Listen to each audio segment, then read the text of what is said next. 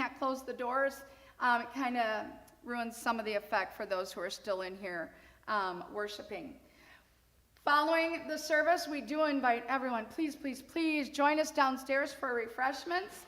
Make sure you thank the men. They have worked extremely hard.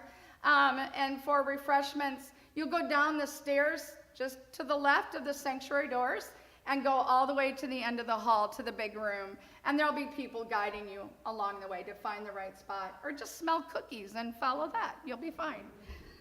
I would be amiss if I didn't invite you to worship. I would love, if you do not have a worship home, I would love the opportunity to be your pastor.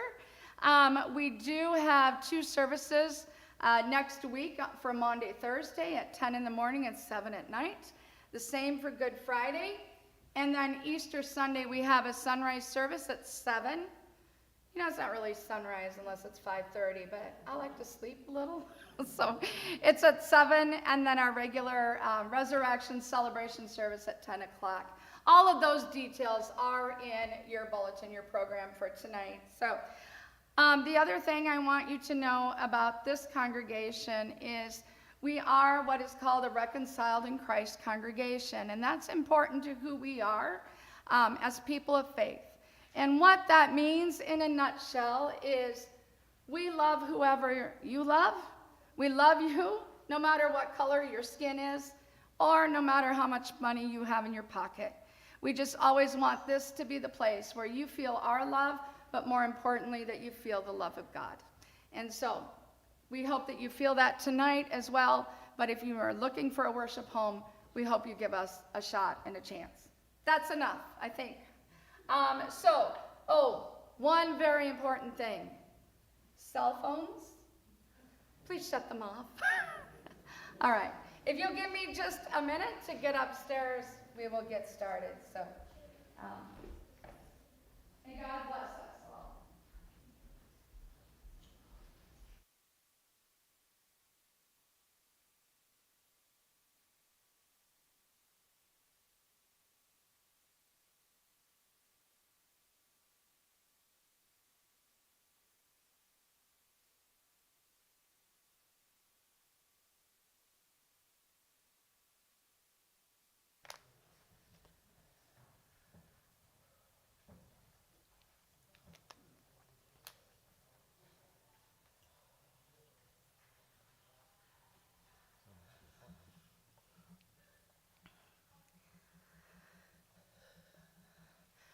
Jesus, keep me near the cross. There's a precious fountain, free to all, a healing stream flows from Calvary's mountain. In the cross, be my glory ever, till my ransomed soul shall find rest beyond the river. Near the cross, O Lamb of God, bring its scenes before me. Help me walk from day to day with its shadow o'er me. In the cross, be my glory ever, till my ransomed soul shall find rest beyond the river.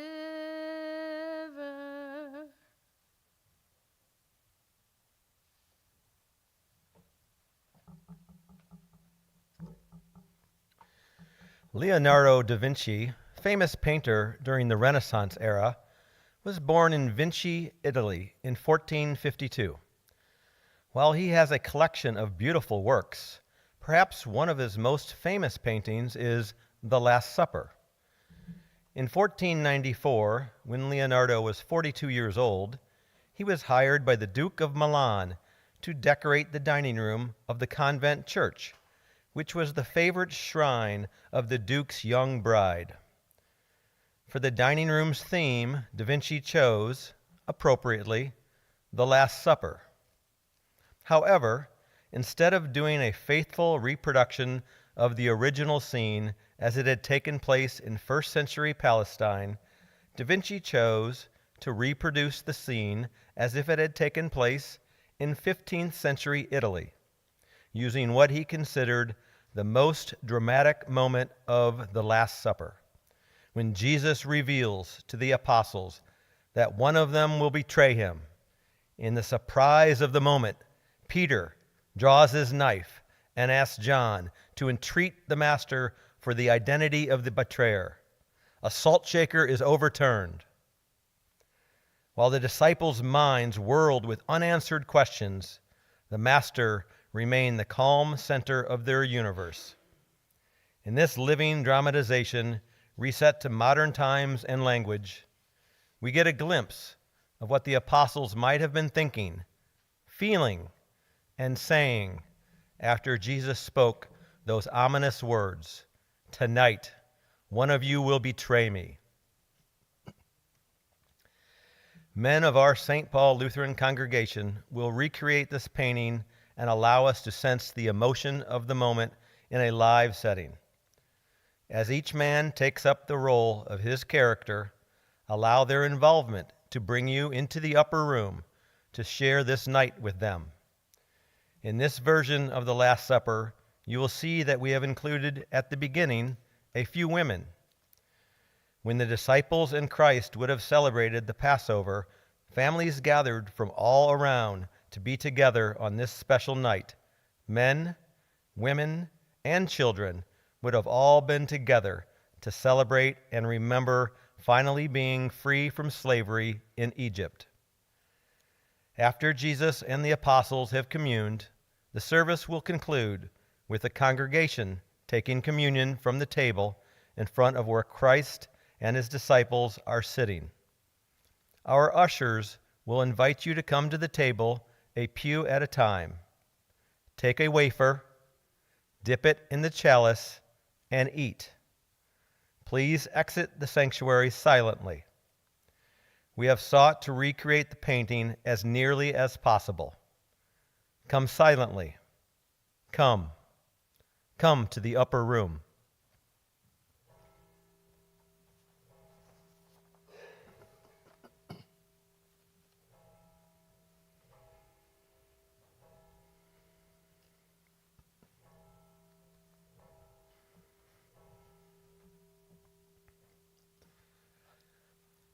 On the first day of the festival of unleavened bread, when the Passover lamb is sacrificed, Jesus' disciples asked him, "Where do you want us to go to prepare the Passover meal for you?"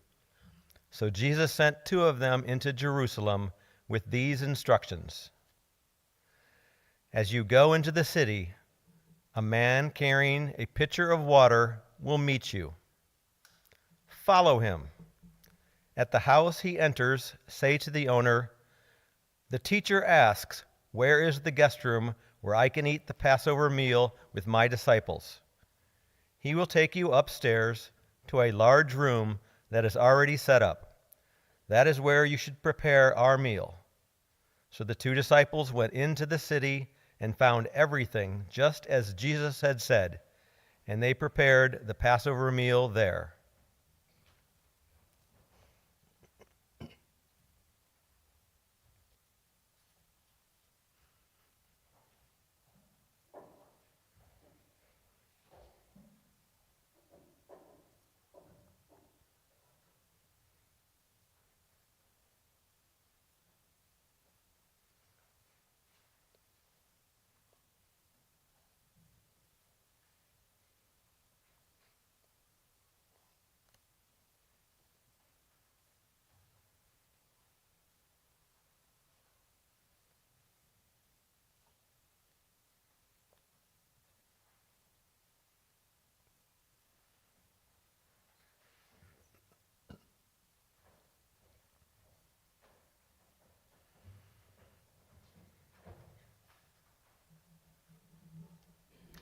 In the evening, Jesus arrived with the 12 disciples.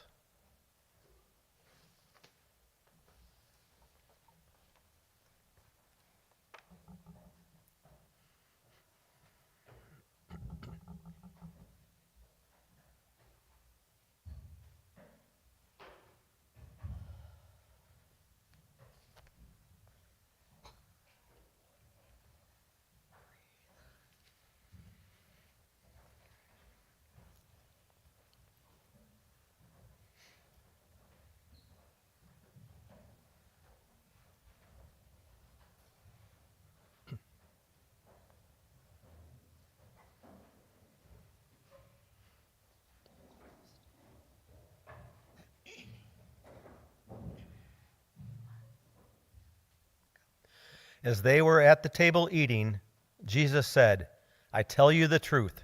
One of you eating with me here will betray me." Greatly distressed, each one asked in turn, "Am I the one? Is it I?"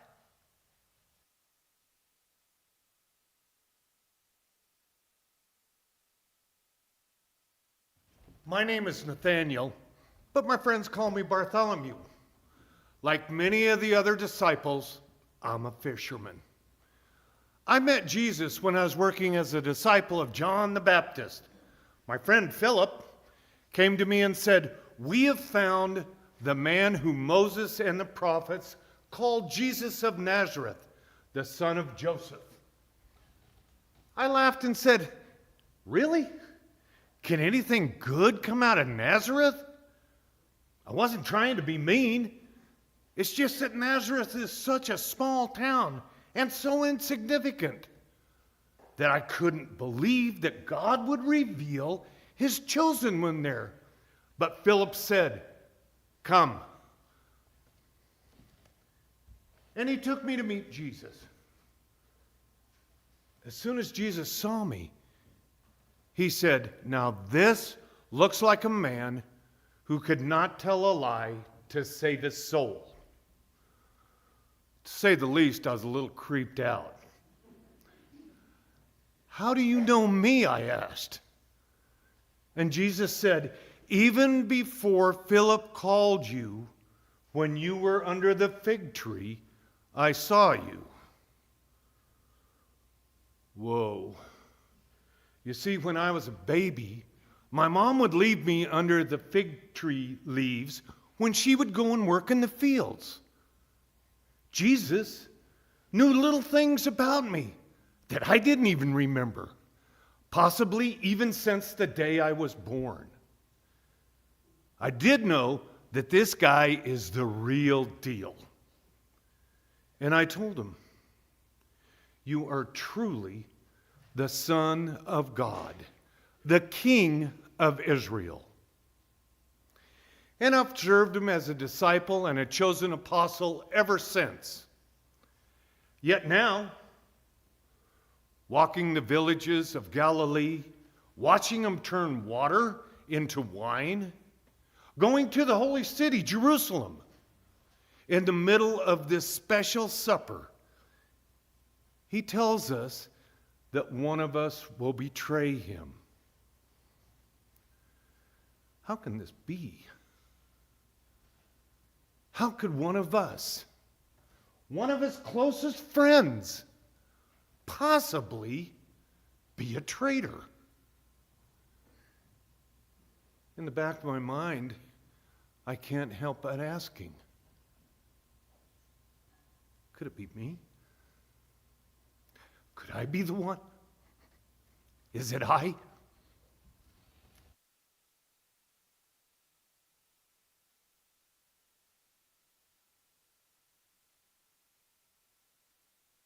My name is Matthew.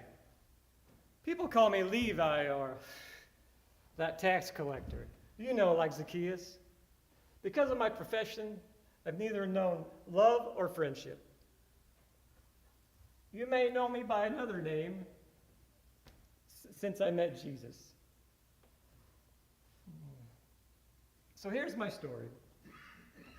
It was a boring day at the office collecting taxes when Jesus burst and exclaims, "Follow me." Then he ran back out. It was just so different from my everyday routine, I knew that I had to follow him. In fact, he was so interesting, I invited him and his disciples over to a dinner party I was having that night for some business partners and coworkers. I was embarrassed and horrified when the Pharisees showed up and began accusing Jesus for eating with sinners like my friends and I. But Jesus stood up for us and said, "Those who are healthy don't need a doctor, but those who are sick do." I was impressed by this, and I knew this is the type of life I wanted to lead, the type of person I wanted to be. So I started doing research, studying scriptures closely, listening to Jesus' sermons, and eventually I repented and followed him. I now know that he is the Messiah, God's anointed, the one the prophets talked about. I plan on writing a paper to prove it, using our sacred writings, and by taking notes using his sermon on the Mountain of Galilee 3 years ago. I no longer collect taxes or make change. I make sinners into saints. Jesus has shown me the way, the truth, the life. I was so excited earlier to bring the good news to everyone. But then Jesus throws this bad news at us, that one of us will betray him. I feel like my past is coming back to haunt me. Will the others suspect me because I used to be a tax collector? Even worse, do I trust myself? Am I the one? Is it I?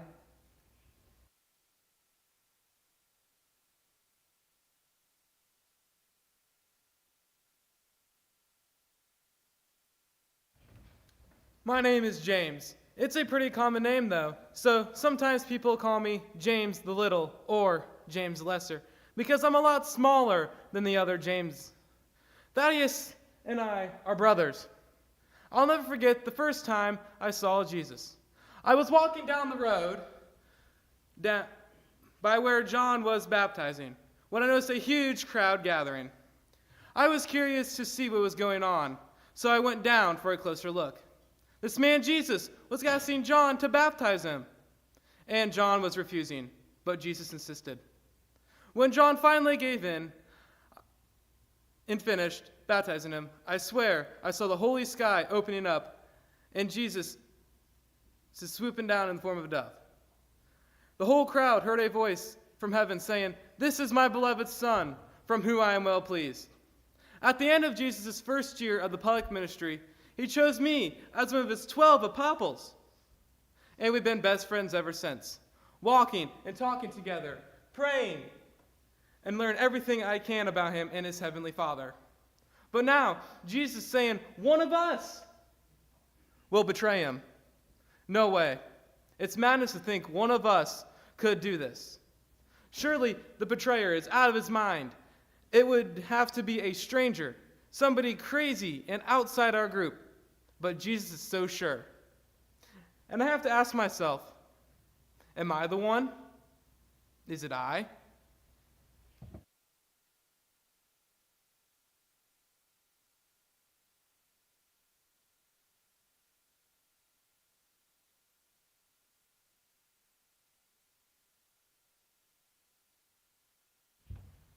My name is James, the brother of John. And we have been called the sons of thunder.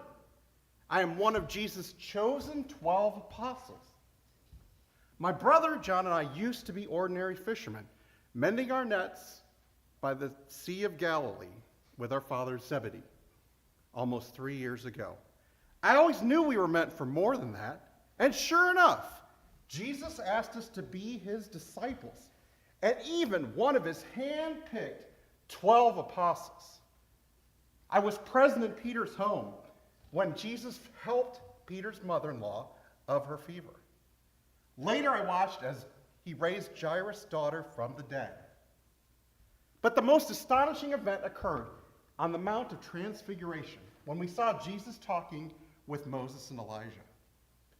Our mother Salome was so proud of us, but she wanted to make sure that we got the recognition that we deserve. So on our way to Jerusalem last week, we asked Jesus, "Teacher, grant us to sit at your right and left hand when you come into your kingdom." He said, "You don't know what you are talking about." Are you really able to drink from the cup that I am to drink? Or be baptized with the baptism with which I am baptized? I was a little unsure of what he meant. But we answered, of course. He looked at us sadly and said that even though we would be following in his footsteps, he didn't have the power to grant us those honors in heaven. The others were a little mad when they heard what we had asked. But Jesus soothed them by saying, those who wanted to be first must be the servant of all, and demonstrated his words by washing our feet just before supper. But now I'm really confused, because despite all his promises and speeches, he's telling us one of us will betray him. He who taught us the way of love is to be betrayed by one of those whom he loved? Who can it be? Why should one of us do such a thing? I have to wonder, is it I?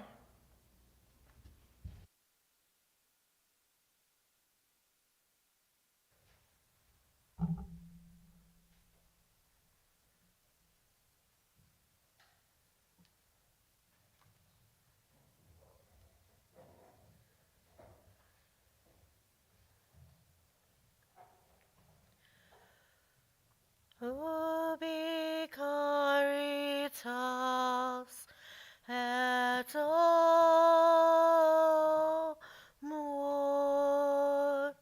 ubi caritas Deus ibi est, where true charity and love abide. God is dwelling there. God is dwelling there. Ubi caritas et amor. Ubi caritas Deus ibi est.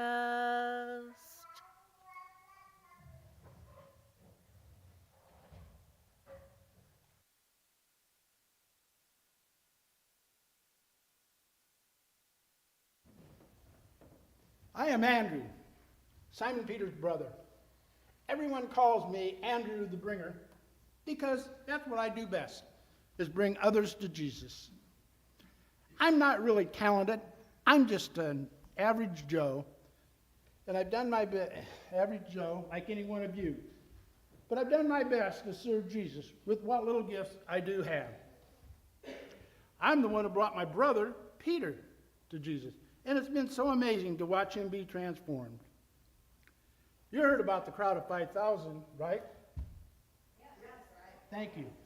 Well, I'm the guy that found the boy with the 5 loaves and the 2 fish.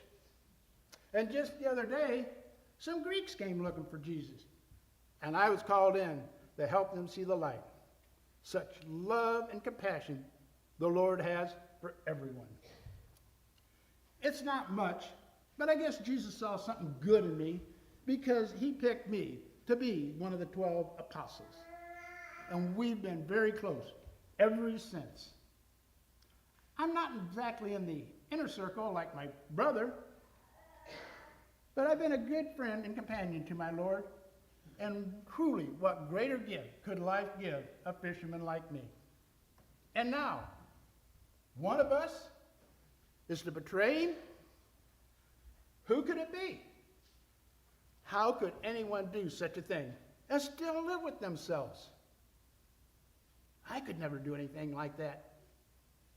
The bringer? Bringing down the Lord? Is it even possible? Am I the one?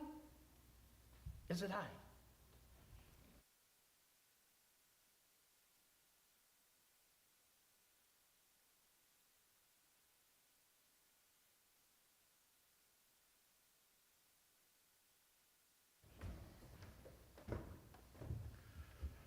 My name is Judas of Kerioth, or Judas Iscariot. Do you know that I'm the only Judean in this group? Everyone else came from Galilee, but my home is in the village of Kerioth in Judea. Whatever. Despite my humble beginnings, the others must have trusted me because they elected me their treasurer. And Jesus definitely believed in me because he chose me as one of the 12 apostles. I guess it was my revolutionaries who plotted to overthrow the government that led Jesus to choose me to follow him. After all, Jesus is the Messiah. He will overthrow the Roman government and establish a new kingdom of powerful leaders. And I, the trusted treasurer, will have the most powerful position. I will control the purse strings. You know, a lot of people say that I've taken money for my own use, and that Jesus aimed his talks about love of money and greed directly at me. Of course I complained when Mary washed Jesus' feet with all that expensive perfume. It was a total waste of money. And if I made a deal with the chief priests and happened to have 30 pieces of silver on me, so what? That's my business. I mean, I believe in Jesus, but he has to do something to prove he's God's Messiah, and he refuses to make a move. Now I've made one, and he is hinting that he knows what I've done. He even mentioned it when he washed my feet a few moments ago. Give me a break. I have my reasons. I'm not as bad as you think I am, nor are you as good as you think you are. What makes you better than me? And really, what would you do if you're in my shoes and wanted Jesus to get things rolling? Obviously, he needed a little push. I'm the hero at this table, not the betrayer. But now I'm wondering, how should I play this? Do I pretend I didn't hear what he said? Or do I play along with the others, self-righteously asking, oh, is it I?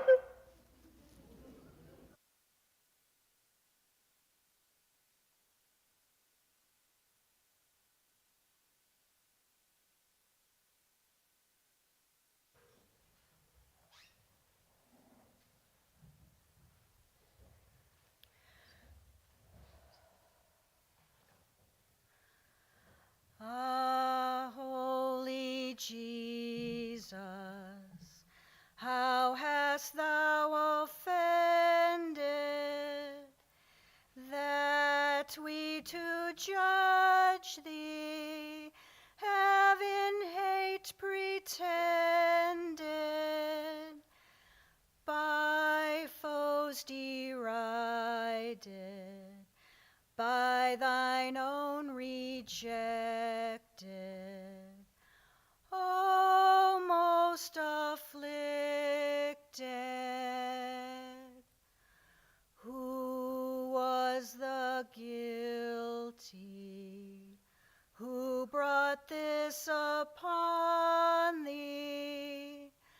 Alas, my treason, Jesus hath undone thee. 'Twas I, Lord Jesus, it was denied thee. I crucified thee.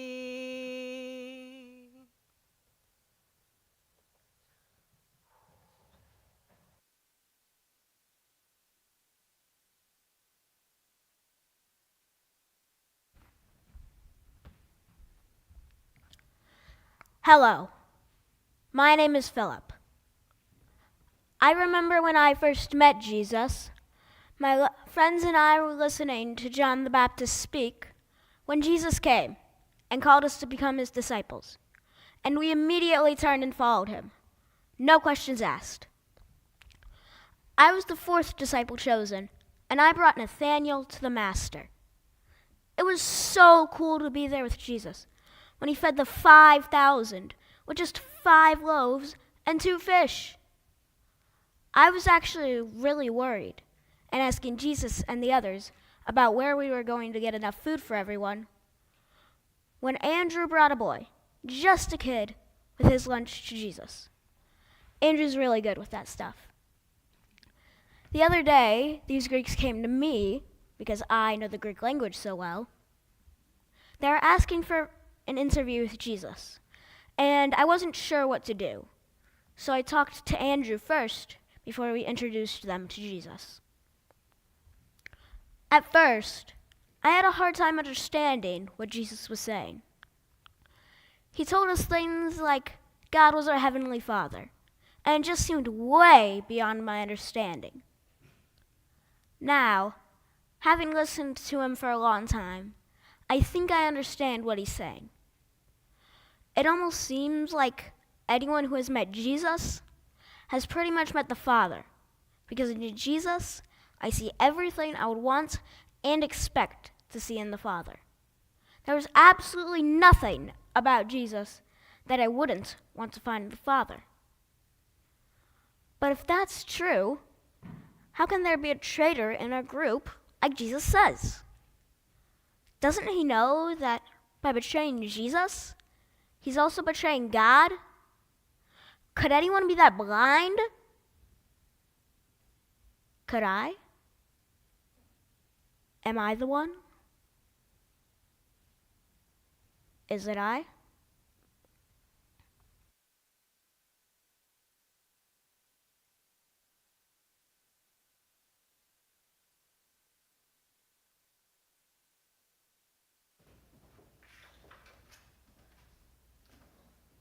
I'm Thaddeus, one of the disciples whom Jesus called to be one of the 12 apostles. My real name is Judas LeBeau, but to avoid confusion between myself and Judas Iscariot, I am Thaddeus. It is such an honor. Jesus chose just 12 of us to become the foundation for a new kingdom, just like there were 12 tribes who were the foundation of the old Jewish kingdom. I don't feel like I deserve to be among the apostles, though, but he chose me, and I am so honored. It was such an amazing day. After a night of praying, Jesus called each of the chosen apostles to him and gave us all the authority over demons and the power to heal all kinds of diseases and illnesses. He told us to go out and preach that the kingdom of heaven is here. He warned us that we'd have to be wise as snakes and innocent as doves, since he was sending us out like sheep to be fed to wolves. He said, and I quote, "It is enough that a disciple be like his teacher and the servant like his master." And that took me back to when I was in Jerusalem and Jesus invited everyone to follow him, saying, "Come to me, all of you who are tired and stressed, and I will give you rest. For the load I carry is easy and light."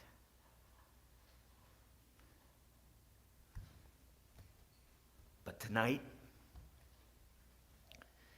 was different, though. Tonight we had this Passover meal in such secrecy that we were told to look for a man carrying a pitcher so we would know the place. I'm afraid for our safety.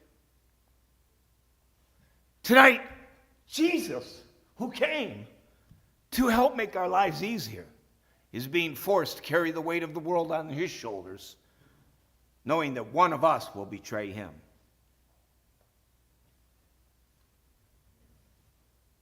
Which one of us could it be?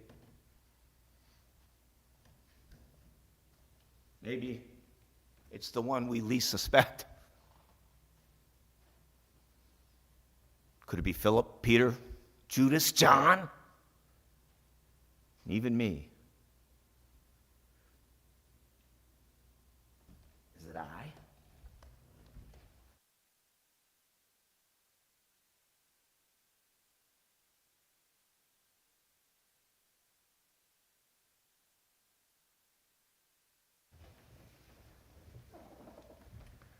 I am Thomas, the twin.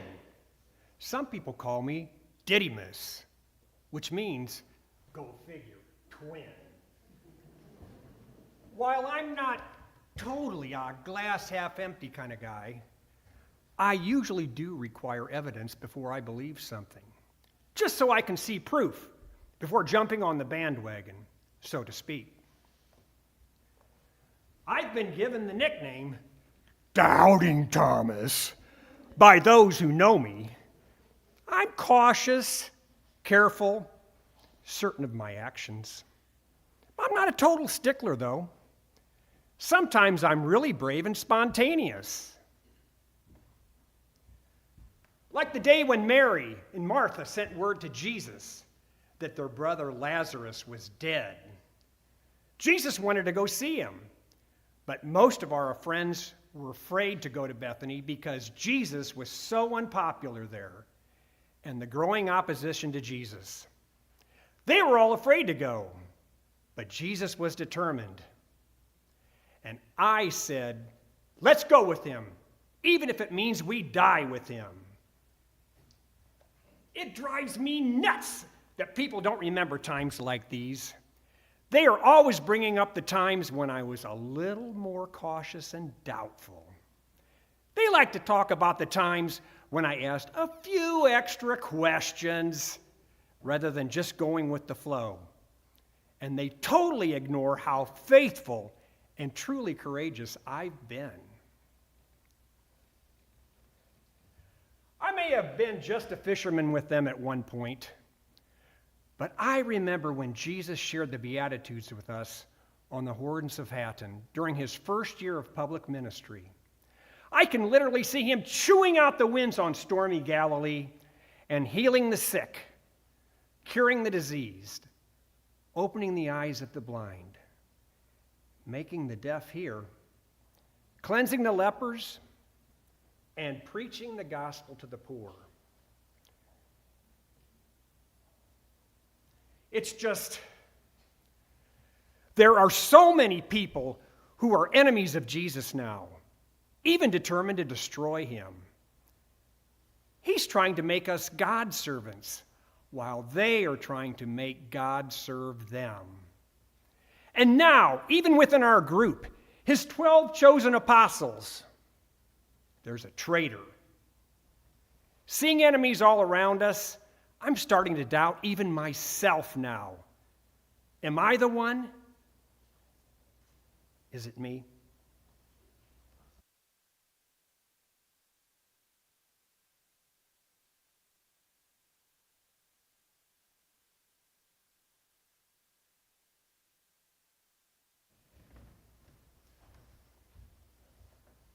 After Jesus called Peter and Andrew to follow him, he came to me, John, and my brother James, as we were in a nearby boat mending our nets with our father Zebedee. As soon as he called us, we left everything we knew, right down to the boat and our dad, and followed him. We were so excited. It's been both the easiest and the hardest thing I have ever done. Seeing him perform miracles and preach, I believe he is God as much as anyone will ever be. Yet, seeing him as a friend, sharing his struggles as well as his hours of victory, I see him as a person too. And he has loved me in return, even calling me the beloved disciple at times. I was there on the Mount of Transfiguration, sharing his glory, and he put Peter and I in charge of the Passover celebration arrangements here tonight because he trusts us and he considers us his closest friends. He even shared with me the story of his talk with Nicodemus when he spoke those wonderful words. For God so loved the world that he gave his only begotten Son, that whoever believes in him will not die, but have everlasting life.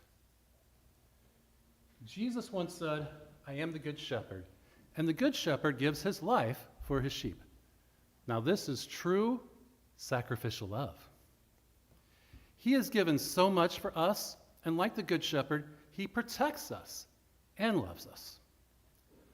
Someday I want to write a book of his sayings and all the amazing things he's done so that everyone could read them and believe that Jesus is the Christ, the Son of God, and share in everlasting life with him. Yet, he just said that one of us was a betrayer. I almost can't believe it. Can a sheep betray his own shepherd? Is there a wolf in the fold? I don't want to believe it, but it must be true, or he wouldn't have said it. Who could it be? Not my brother James or Peter or Andrew, just as likely to be John, the beloved disciple, and that's not possible. Is it? Could it be me? Am I the one? Is it I?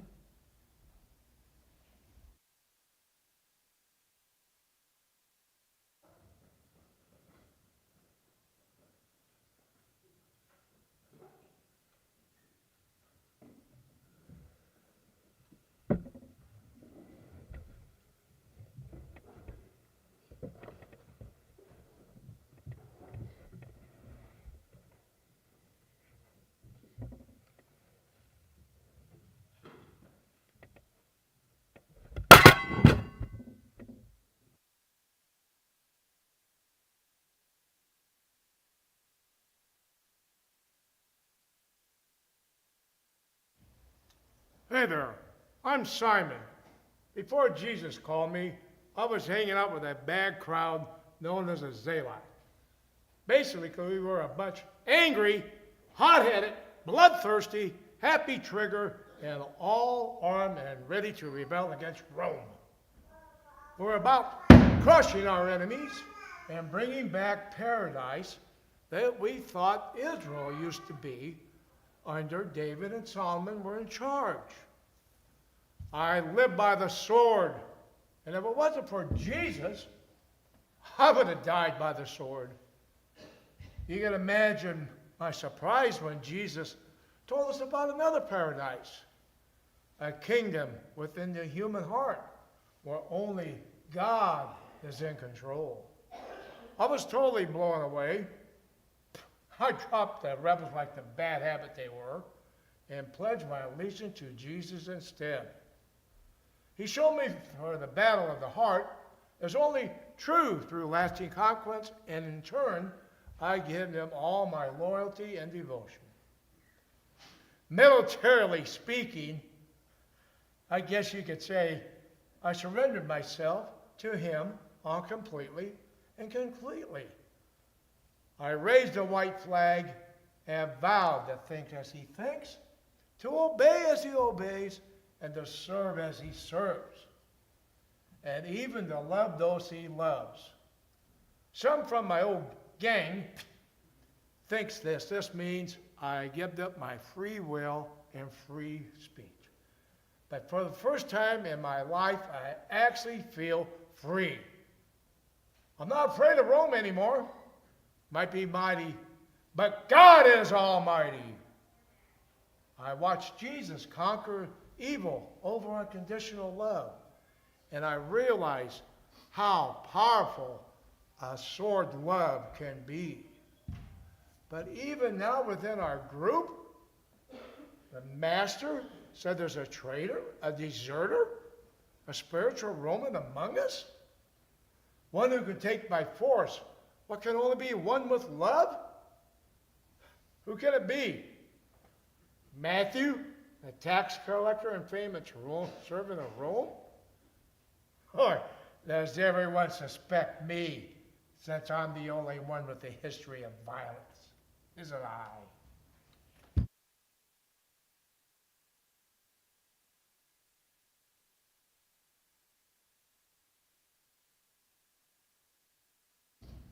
My name is Peter, formerly known as Simon, and this is my story of how I came to be with Jesus. My brother Andrew and I were fishing on the Sea of Galilee one afternoon, just casting our nets out into the sea, when Jesus walked by and said, "Follow me, I'll make you fishers of men." So we did. Then one morning, after a long night of working with nothing to show for it, he said to me, "Simon, take the boat further out and put down your nets for a catch." I admit I was pretty skeptical, exhausted, and a little cranky at that point, but I told him, "Master, we have worked all night and we have caught nothing. But if you say it, I will let down the nets." As soon as we did what he said, we had fish swimming all over our nets, into our nets. We had so much fish, we had to call other boats nearby to help us bring them all back to shore. I was shocked and so disappointed in myself for distrusting him. As soon as we reached the shore, I fell on my knees at his feet, and I laid down to apologize, and I said, "Leave me, O Lord, for I am a sinner." He just smiled again and said he would make us fishers of men. It was then when he changed my name from Simon to Peter, which means the rock. And when I finally surrendered and announced that he was the Christ, the Son of the living God, near Caesarea Philippi, he said, "On this rock I will build my church." I finally felt like somebody important, and I was afraid to give that up. So when he announced a few minutes later that he would travel to Jerusalem to die at the hands of angry men, I argued with him. And I'll never forget his next words. "Get behind me, Satan." It seems like I'm a mixture of good and evil, of right and wrong. Strange that he would pick me, a hot-headed fisherman with a runaway tongue. Maybe it's my faith. It is strong. Even when I saw Jesus walking on the water, I went to go to him. True, I lost confidence and began to sink, but my faith in him is unshakable. Until now. Tonight, when he said that one of us would betray him, I swore that it wouldn't be me, that I would follow him even to death. He just shook his head at me and looked at me sadly and said that before the sun came up, I will have denied him 3 times. I know the others call me the big fisherman, but with Jesus I feel so small and unworthy. Will I really deny him tonight before the sun rises? And if I do, what will he do? Will he kick me out of the group? Will he pretend he doesn't know me? Not put me into his kingdom? Is that what he meant when he said someone would betray him? And if I knew who it was, I'd take this knife and pierce his heart with this knife right here, right now.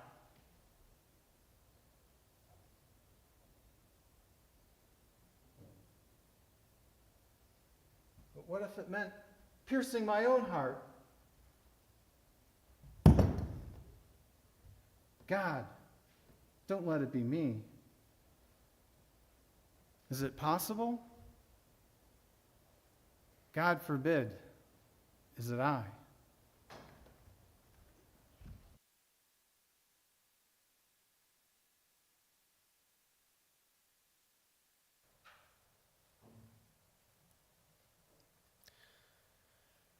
Now, as they were eating, Jesus took bread and blessed and broke it and gave it to the disciples and said, "Take, eat, this is my body." And he took a cup, and when he had given thanks, he gave it to them, saying, "Drink of it, all of you, for this is my blood of the covenant, which is poured out for the many for the forgiveness of sins. I tell you, I shall not drink again of this fruit of the vine until that day when I drink it new with you in my Father's kingdom."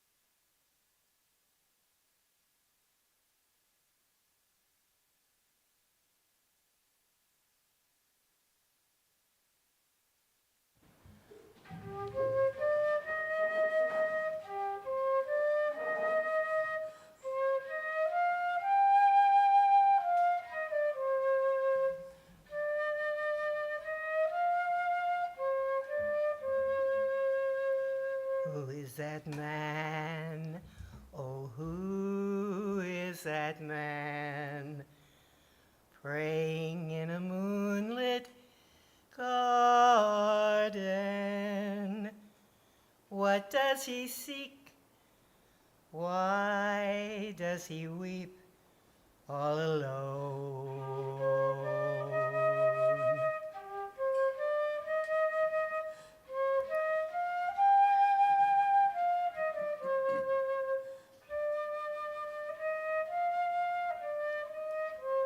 Where have they gone? Oh, where have they gone? Those who always walk beside him. Where can they be? Why do they leave him alone? Alone. Why, oh why do some want to hurt him? What has he done to make them afraid? Why, oh why do his friends now desert him, closing their eyes, turning away?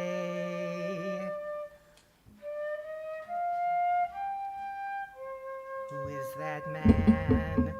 Oh, who is that man? Hanging there in pain and sorrow. Why must he die? Why must he suffer there